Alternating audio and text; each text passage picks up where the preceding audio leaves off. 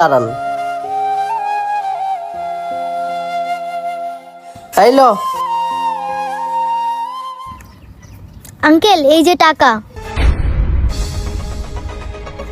5 টাকা। আচ্ছা, বাকি টাকা দাও। আঙ্কেল, আমাদের কাছে তো আর টাকা নাই, এই টাকাটাই ছিল। কি, তোদের কাছে টাকা নাই?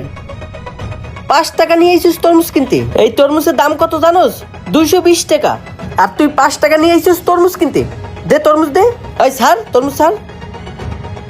5 টাকা নিয়ে আইছি তরমুজ কিনতে। এই তরমুজের দাম কত জানোস? 220 টাকা।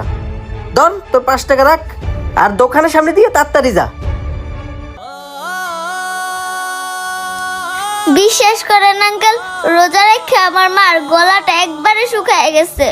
আমারে 5 টাকার এক চুক হইলেও তরমুজ দেন। কি কইলি? 5 টাকা তরমুজ দিমু? আস্তা তরমুজ কাইডা 100? হ্যাঁ, আর বাকিগুলো কে কিনবে? বাকিগুলো তোর বাপ কিনবে। যা এখান থেকে শোন। কিরে, তোরা এখনো দাঁড়াই রইছিস? যা শোন। এই মামনি শোনো। জি আঙ্কেল, কিছু বলবেন? মামনি একটু দাঁড়াও। এই ভাই, ওদের কোন তরমুজটা দিছিলেন ওই তরমুজটা ওদের দিয়ে দেন। ভাই, তরমুজ যে দিমু, ওদের কাছে তো টাকা নেই। আরে ভাই, আপনাকে দিতে বলছে, আপনি ওদেরকে তরমুজটা দেন। আচ্ছা ঠিক আছে, দিতাছি।